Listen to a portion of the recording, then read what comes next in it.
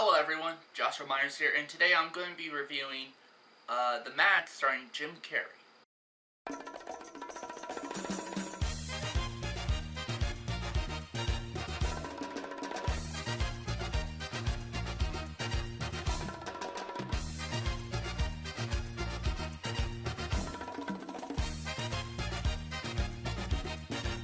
They call me Cuban Pete. I'm the king of the rumba beat. When I play the maracas, I go chick chicky boom, chick chicky boom. Yes, sir, I'm Cuban Pete. I'm the crazy. Now, here's the thing. I never seen this movie before. The sadder thing is, the first one of these I seen was Son of the Mask.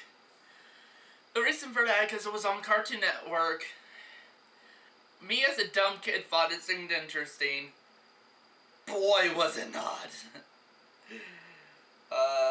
In fact, I kind of remember that film kind of gave me nightmares as a kid. But anyway, so I recently bought this double feature that included both The Mask and Son of the Mask. And I mainly bought it for the first Mask movie with Jim Carrey, because I'd never seen that one before. And me and Amanda just watched that one, popped it in, and I really loved this movie. I really loved it. Not only that, it was funny, really funny. A little bit corny and a little bit cheesy, you know, but not bad. I've seen much worse when it comes to that.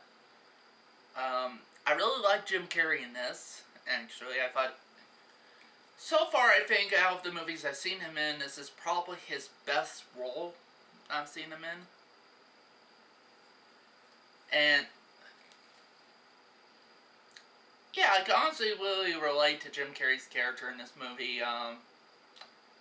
Also, he's very likable in this movie.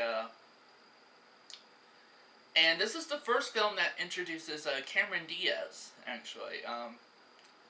I've only seen, from what I remember, seen her in one other film before this, and that was her voice roles in the Shrek movies. Also, let's talk about when Jim Carrey puts on the mask. When he becomes the Mask character, I really liked the Mask character in this.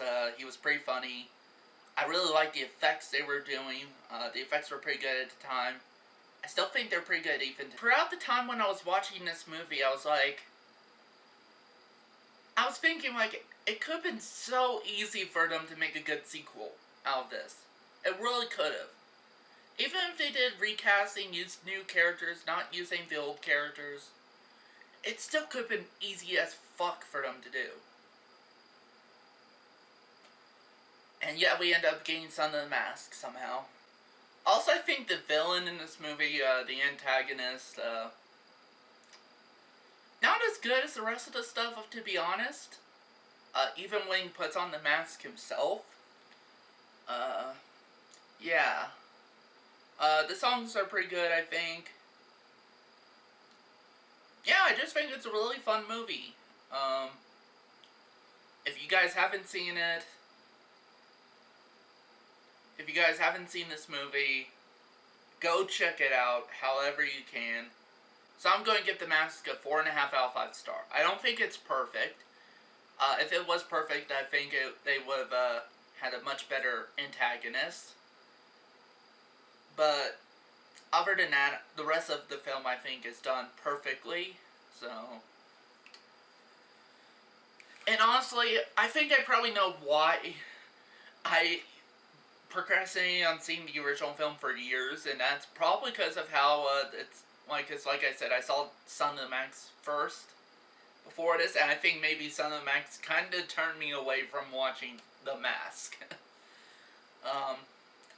Yeah, and there's other people like that out there who unfortunately saw Son of the Mask first and didn't saw this one, and you still haven't seen it. Go check it out. It's so much better than Son of the Mask, by and large. And in fact,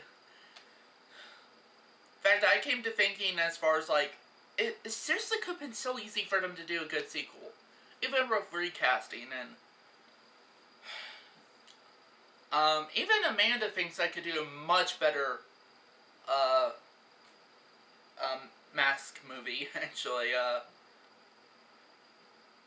so, but who knows, I may do a Max fan film one of these days, maybe. Who knows? If you guys would like to see me do something like that, let me know in the comments.